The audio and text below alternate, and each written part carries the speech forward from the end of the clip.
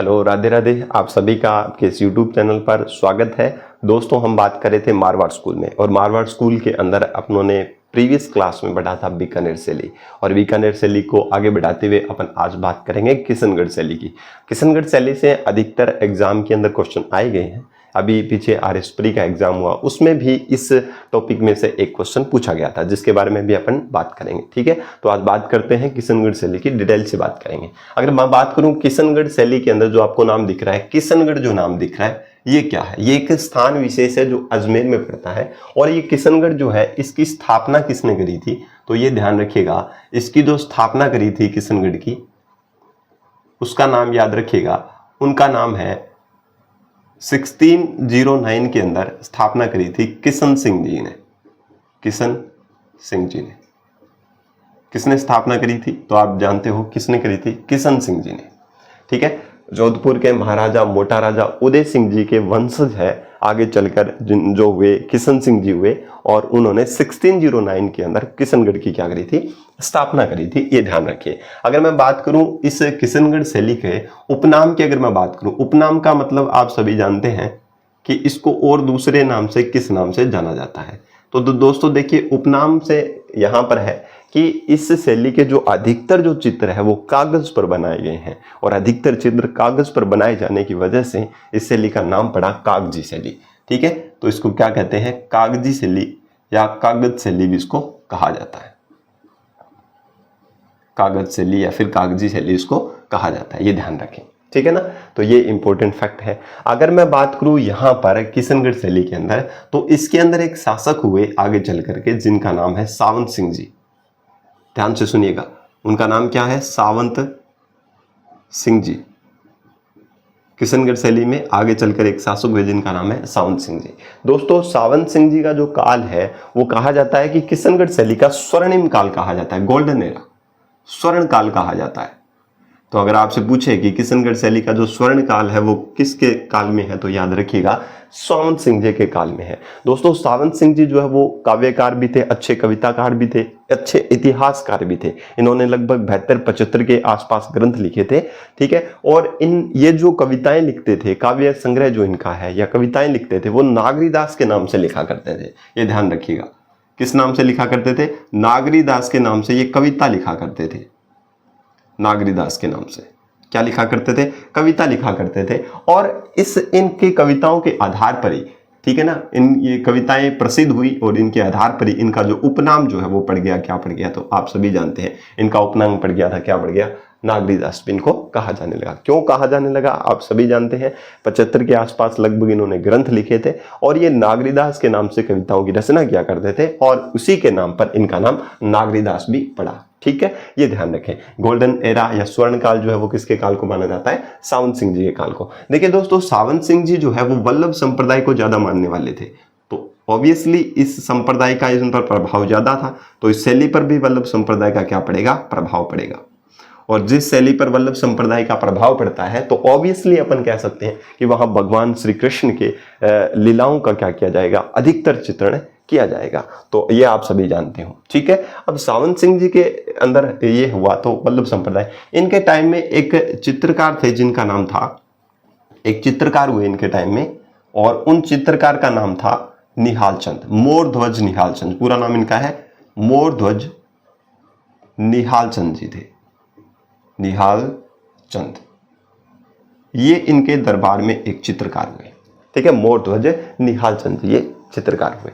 देखिए दोस्तों, मोरध्वज जो निहाल चंद जी थे, ठीक है ना, तो इन्होंने एक चीज मैं स्टोरी बताता हूं कि जो सावंत सिंह जी थे, इनके एक पासवान हुआ करती थी, एक दासी थी, एक तरीके से अपन मान सकते हैं। ठीक है, जिसका नाम बचपन का नाम था विष्णुप्रिया। क्या नाम था? विष्णुप्रिया। कहा जाता है कि सावंत सिंह जी ने, उनकी वो गायिका थी, एक अच्छी गायिका थी। ठीक है, कोकिल कंठी थी। ठीक है, कोयल की तरह अच्छी गायन करने वाली थी, वो भी कविता लिखा करती थी। ठीक है ना, तो वो क्या है, अच्छी तरीके से रहती थी। अब मैं बताता हूँ, उसका नाम बताता हूँ। इन नागरीदास जी के टाइम में, सावंत सिंह जी के समय में एक क्या थी? एक क्या थी? याद रखिएगा, गायिका थी। वो कविता भी लिखा करती थी। एक गायिका थी जिसका नाम था विष्णुप्रिया। बचपन का नाम था उसका विष्णुप्रिया। विष्णुप्रिया। प्रिया। बनी ठनी क्यों नाम पड़ा वो भी मैं बताऊंगा आपको। इनके समय में एक गायिका थी जिसका नाम है विष्णु प्रिया, और सावंत सिंह ने इसको अपने पासवान बनाया, और कहा जाता है कालांतर में इसने सावंत सिंह जी से की पत्नी का दर्जा भी इसको मिला था। ठीक है, विष्णु प्रिया जो है इसके बारे में अगर मैं कहूं तो विष्णु प्रिया खुद एक कविताकार थी, और ये कविता लिखा करती थी रसिक बिहारी नाम से। रसिक बिहारी नाम से, रसिक बिहारी नाम से क्या करती थी, काव्य लिखा करती थी, काव्य रचना किया करती थी। ठीक है ना, विष्णु बिहारी जो विष्णु प्रिया जो है वो रसिक बिहारी नाम से क्या लिखा करती थी, कविता लिखा करती थी। ठीक है ना, ये बात ध्यान रखें। ये भी भगवान विष्णु को भगवान श्री कृष्ण को मानने वाली थी, आराध्य थी उनकी भी। ठीक है ना, अब ये कहा जाता है कि सावंत सिंह जी जो थे वो इसकी गायिका से या इसके जो मधुर कोकिल कंठ जो है उनसे निकलने वाले जो स्वर है उससे बहुत ज्यादा प्रभावित हुए, और इस विष्णु प्रिया को इन्होंने क्या बनाया, अपनी पासवान बना लिया, और इसे इतने ज्यादा मोहित हो गए, कहा जाता है कि ये इनकी प्रेमिका भी रही। ठीक है ना, फिर कालांतर में ये इनकी पत्नी भी बनी, ऐसा कुछ कहा जाता है। अगर मैं बात करूं इनकी सावंत सिंह जी, तो सावंत सिंह जी के दरबार में एक चित्रकार थे जिसका नाम है मोरध्वज निहाल चंद। तो मोरध्वज निहाल चंद जी को सावंत सिंह जी ने कहा कि आप इस बनी ठनी जो ये मेरी प्रेमिका है उसके लिए एक चित्र बनाओ, एक है इसके लिए चित्र बनाओ। और निहाल चंद जी ने जो चित्र बनाया, इनके प्रसिद्ध जो चित्र बनाया इनके टाइम में, जो चित्र बनाया उसका नाम था बणी और ठणी। बणी ठणी। अब बणी ठणी किसका चित्र है, तो ध्यान रखिएगा इसी विष्णु प्रिया का चित्र है, और यही विष्णु प्रिया कालांतर में किस नाम से जानी गई, बणी ठणी के नाम से। अब बणी ठणी क्यों इसके लिए कहा गया, क्योंकि विष्णु प्रिया जो है, जो सावंत सिंह जी के दरबार में पासवान थी, इनकी पत्नी भी रही। ठीक है ना, ये एकदम अच्छी तरीके से सजी धजी रहा करती थी, और राजस्थान के अंदर, राजस्थानी में बणी ठणी का जो शाब्दिक अर्थ है, शाब्दिक अर्थ जो है वो सजी धजी, सजी धजी जो महिला होती है उसी को बोलते हैं बणी ठणी। ठीक है ना, सजी धजी यानी कि एकदम बढ़िया तरीके से रहने वाली, सजी धजी रही, उसको बोलते हैं बणी ठणी। तो इसी विष्णु प्रिया के नाम से एक चित्र बनाया गया जिसको बोलते हैं बणी ठणी।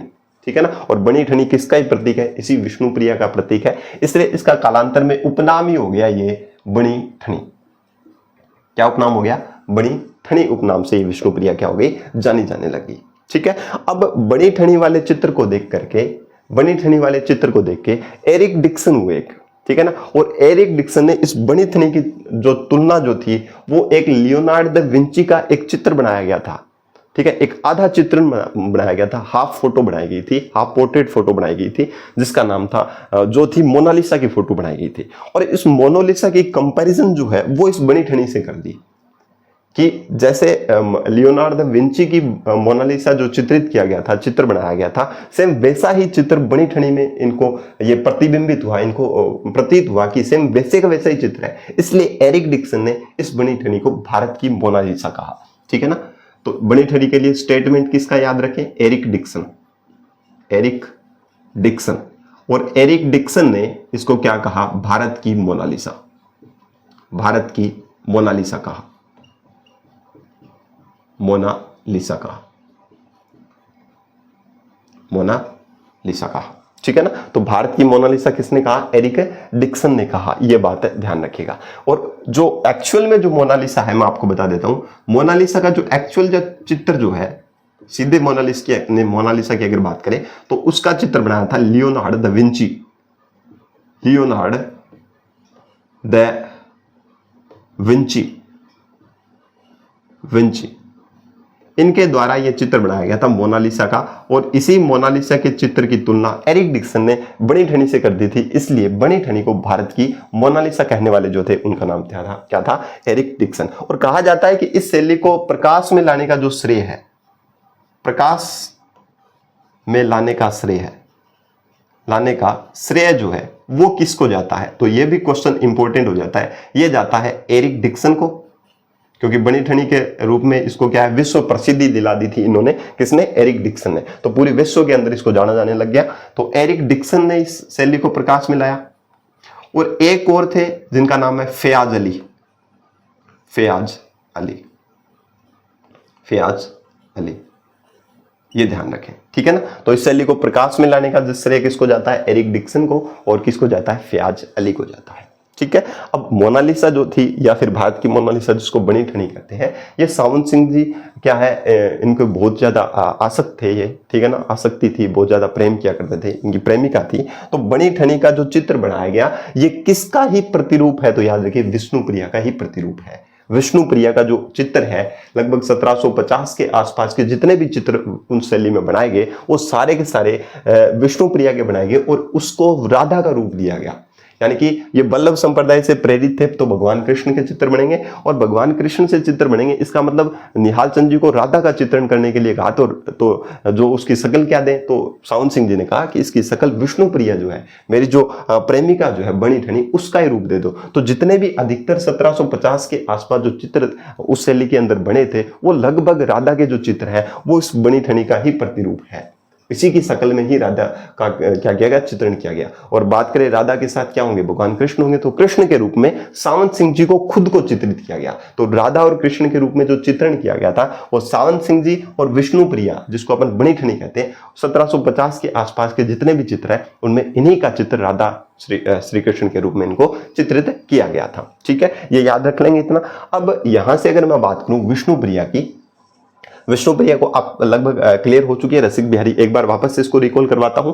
किशनगढ़ जो है उसकी स्थापना करी थी 1609 में किशन सिंह जी ने। मेवाड़ के महाराणा मोटा राजा मारवाड़ के मोटा राजा उदय सिंह जो है उनकी आगे के वंशज थे। इस शैली का उपनाम कागजी शैली इसलिए पड़ा क्योंकि अधिकतर चित्र कागज पर बनाए गए। शासक सावंत सिंह जी का टाइम जो है वो स्वर्ण काल रहा। ये नागरीदास के नाम से कविताएं लिखा करते थे इसलिए इनको नागरीदास की उपाधि मिली। ठीक है, वल्लभ संप्रदाय से ज्यादा प्रेरित थे, इसका मतलब भगवान कृष्ण के चित्र यहाँ पर इस शैली में देखने को मिलेंगे। मोरध्वज निहाल चंद इनके काल का जो अच्छा चित्रकार था। ठीक है, तो उन्होंने एक चित्र बनाया जिसका नाम है बनी ठनी। बनी ठनी वास्तव में किसका रूप है, तो विष्णुप्रिया का है, जो एक गायिका हुआ करती थी, सावंत सिंह जी के टाइम में पासवान रही और कालांतर में इनकी पत्नी भी रही। ठीक है, अब बनी ठनी जो है वो एक्चुअल में क्या है, इसी विष्णुप्रिया का क्या है, चित्र है। प्रकाश में लाने का श्रेय इस शैली को प्रकाश में लाने का श्रेय एरिक डिक्सन और फयाज अली को जाता है। बनी ठनी जो है उसका शाब्दिक जो अर्थ है राजस्थानी भाषा में वो है सजी धजी महिला। ठीक है, सजी धजी के रूप में। और एरिक डिक्सन जो है उन्होंने इस बनी ठनी वाले चित्र को भारत की क्या कहा, मोनालिसा कहा। ठीक है, ये इतनी बात आपको ध्यान में रखनी है। कहा जाता है कि सावंत सिंह जी जो है वो कालांतर में राजपाट छोड़ करके वो कहां चले गए, वृंदावन में चले गए। वृंदावन में चले गए। ठीक है ना, और वृंदावन में ही इनका क्या हुआ, अंतिम समय बीता। अंतिम समय जो है वो कहां पर बीता इनका, तो याद रखिएगा वृंदावन में बीता। ठीक है, भगवान श्री कृष्ण के लिए समर्पित हो गए थे। ठीक है, अब एक चीज और मैं कहूं तो इस शैली में जो प्रभाव जो पड़ा वो किसका प्रभाव पड़ा, इस शैली में जो प्रभाव पड़ा वो ध्यान से सुनिएगा। इस शैली में दो शैलियों का प्रभाव पड़ा। एक हिमाचल प्रदेश की शैली है जिसका नाम है कांगड़ शैली, तो एक कांगड़ शैली का प्रभाव पड़ा।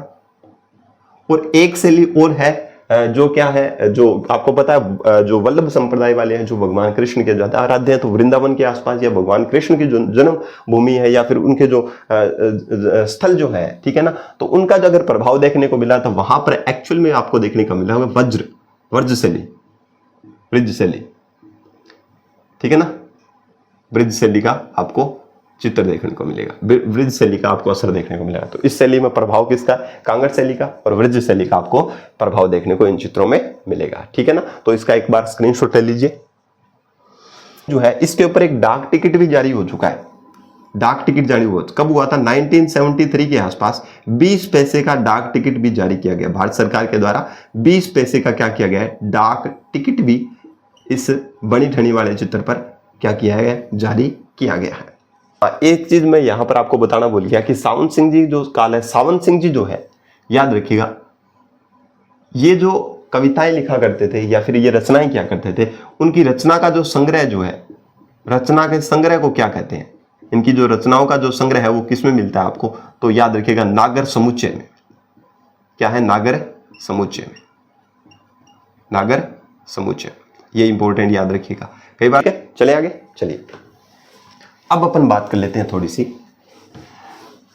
किशन सिंह जी के सावंत सिंह जी के बारे में। मैं आपको एक और चीज बताता हूं।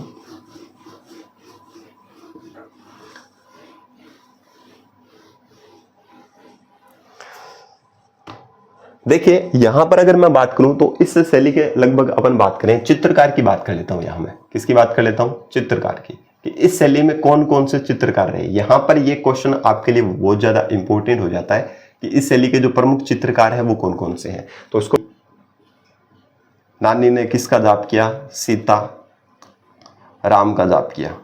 और जैसे ही नानी ने सीताराम का जाप किया, धन्ना जो है, धन जो है वो छूट गया। नानी ने जैसे ही सीताराम का जाप किया तो धन छूट गया। किसका? धन छूटा स्वाई लाल का। किसका? स्वाई लाल का। और स्वाई लाल क्या हो गया? भव से तर गया। भव से या भवसू तर गया। तर गया से आप याद रखिएगा, तरने का मतलब होता है जब सांसारिक मोह माया से क्या हो जाए, ऊपर उठ जाए। या फिर तरने का मतलब ये समझिएगा, एक तरीके से अपर माने तो तरने का मतलब अपर हो गया, ऐसे चीज आप रिलेट कर लीजिएगा, ठीक है ना। अब यहां से अगर मैं देखना चाहूँ, यहां से ना से याद रखिएगा, इस शैली का जो चित्रकार है नानक राम। नी से याद रखिएगा वही मोरध्वज निहाल चंद, ठीक है ना। नानी से नानक राम, निहाल चंद। सीता से याद रखिएगा सीताराम,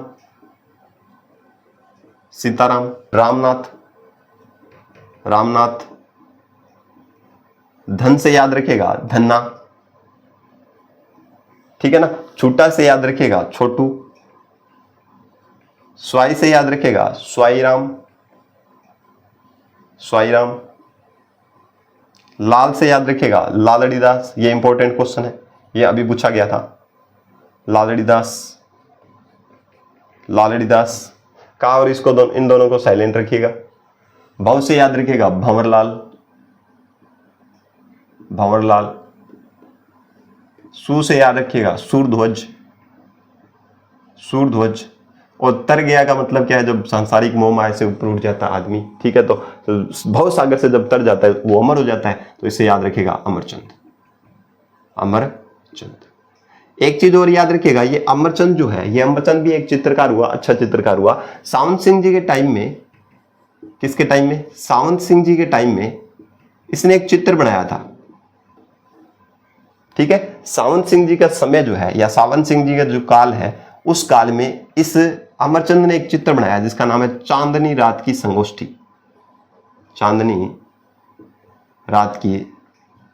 संगोष्ठी। ये याद रखिएगा भाई, चांदनी रात की संगोष्ठी। तो आपसे पूछा जा सकता है चांदनी रात की संगोष्ठी नामक चित्र जो है वो किसके द्वारा बनाया गया? अमरचंद के द्वारा बनाया गया। और ये किसके काल में थे? तो स्वाम सिंह जी के काल में ये थे, ठीक है ना। एक बार वापस से ट्रिक याद रखिए, नानी ने सीताराम का जप किया, धन छूट गया, किससे? स्वाईलाल का, ठीक है। और स्वाईलाल क्या हो गया? भव से तर गया। तो आप ऐसे याद रखिए, ना से नानक राम, नी से निहाल चंद, सीता से सीताराम, राम से रामनाथ, धन से धन्ना, छूटा से छोटू, स्वाई से स्वाईराम, लाल से लालड़ीदास, भव से भंवरलाल, सू से सूरध्वज, तर गया मतलब अमर हो गया, इसका मतलब अमरचंद। सावंत सिंह के टाइम में या अमरचंद जी जो थे, इन्होंने चांदनी रात की संगोष्ठी नामक क्या बनाया था? एक चित्र बनाया था। चलिए आगे। अब यहां से अगर अपन देखें, आगे की अगर बात करें, तो अब बात करते हैं इनकी विशेषताओं की बात कर लेते हैं कि इस शैली के अंदर मुख्य रूप से कौन कौन सी विशेषताएं हैं, वो बात करते हैं। चलिए बात करते हैं विशेषताओं की। विशेषताएं क्या है? विशेषताएं सेम वही, एक तो वही है विशेषताएं जिनके अंदर आपने बीकानेर शैली के अंदर देखा। इसके अंदर जो महिला जो है उनको तनवंगी दिखाया गया है। तनवंगी मतलब जीरो फिगर वाली, ठीक है ना। पतली पतली कबर वाली महिलाएं, पतली महिलाएं जो है वो दिखाया गया। तनवंगी ललनाओं का चित्रण किया गया, ठीक है। वही बनी ठनी, ठीक है ना, उसी का चित्र होगा, ठीक है। अब 2 नंबर की अगर बात करें, महिला जो है उसके अंदर एक नाक में एक आभूषण दिखाया गया है। नाक में आभूषण दिखाया गया जिसका नाम है वेश्री। क्या है? वेश्री, ठीक है ना। अब इसके अंदर और देखें तो सुराही नुमा गर्दन दिखाई गई है महिलाओं की। सुराही नुमा क्या दिखाई गई है? गर्दन दिखाई गई है। नेक्स्ट अगर मैं बात करूं तो जो बनी ठनी का जो चित्र है, लगभग इस बनी ठनी वाले चित्र की अगर मैं बात करूं तो हाथ में कमल का फूल दिखाया गया। हाथ में किसका फूल? कमल का फूल, कमल का फूल। अगर मैं बात करूं बोहे जो है, ठीक है, आंख के ऊपर का जो आईब्रो जिसको अपन बोलते हैं, बोहे जो है, बोहे किसकी तरह दिखाया गया? धनुषाकार। आप चित्र देखना बनी ठनी वाला, इसके अंदर जो वीडियो है उसके ऊपर मैंने वो जो थंबनेल जो है वो लगा रखा है, वो आप देखना, चेक करना, उसके अंदर बोहे देखना, ऊपर धनुषाकार है बोहे, ठीक है। एक बात रखिए, आंख जो है वो कमल की पंखुड़ी के समान है, कमल की पंखुड़ी, कमल की पंखुड़ी के समान है, ये याद रखिएगा, ठीक है। तो कुछ ऐसी चीजें आपको ध्यान रखनी है। तनवंगी ललनाएं दिखाई गई है, महिलाएं दिखाई गई है, यानी कि पतली जीरो फिगर वाली महिलाएं दिखाई गई है। नाक में आभूषण दिखाया गया जिसको वेसरी है, और वेसरी नाक का जो आभूषण है उसके ऊपर नाचते हुए मोर का चित्रण होता है, नाचते हुए मोर का चित्रण है, ठीक है ना। जो वेसरी आभूषण जो है उसके ऊपर नाचते हुए मोर को और क्या है प्रतिमा होती है, ये ध्यान रखिएगा। सुराईनुमा गर्दन है, हाथ में कमल का फूल लिए हुए है, धनुषाकार बोहे हैं, आंख कमल की पंखुड़ी के समान दिखाई गई है। नेक्स्ट अगर बात करें इन चित्रों के अंदर, तो इन चित्रों की जो मुख्य विशेषता है वो राधा कृष्ण के चित्र आपको ज्यादा देखने को मिलेंगे। राधा कृष्ण की लीलाओं के चित्र, यानी कि वो क्रीड़ा करते हुए, ठीक है, लीला। एक में तो दिखाया गया है कि कृष्ण जो है राधा, जो भगवान कृष्ण जो है वो राधा का क्या कर रहे हैं? दुपट्टा खींच रहे हैं, ठीक है ना। इस प्रकार के चित्र है, क्रीड़ा करते हुए दिखाया गया है, ठीक है ना। तो अलग अलग जो चित्र है भगवान कृष्ण और राधा से संबंधित है वो इस शैली के अंदर क्या किए गए? दिखाए गए हैं। क्या क्या दिखाई गए हैं? अलग अलग चित्री हुई झीलें भी दिखाई गई है, झीलों का चित्रण किया गया है, कमल के फूल का चित्रण किया गया है, कमल के फूलों को दिखाया गया है, हंस का चित्र दिखाया गया है, सारस के चित्र दिखाए गए हैं, और बतख के चित्र भी आपको देखने को मिलेंगे। तो कुछ इस शैली की जो मुख्य विशेषताएं हैं उनके अंदर याद रखिएगा। महिलाएं तनवंगी है, नाक में आभूषण है, सुराईनुमा गर्दन दिखाई गई है, हाथ में कमल का फूल, धनुषाकार मोहे, आंख जो है कमल की पंखुड़ी के समान। राधा कृष्ण की लीलाओं से संबंधित जो भी चित्र है वो यहाँ दिखाए गए हैं। अलग अलग जगह पर चित्री हुई झीलें दिखाई गई है, कमल के फूल दिखाए गए, हंस सारस बतख जो है इनके भी चित्र आपको इसके अंदर देखने को मिलेंगे। चलिए अब बात कर लेते हैं प्रमुख पशु पक्षी।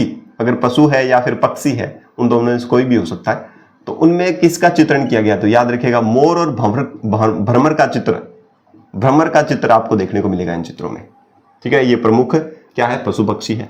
रंग की अगर बात करूं, प्रमुख रंग की,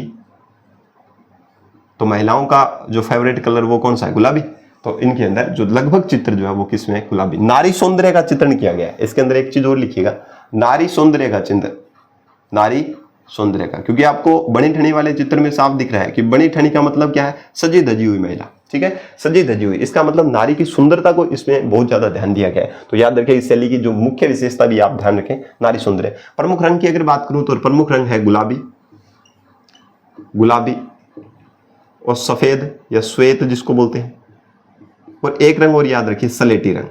कौन सा रंग?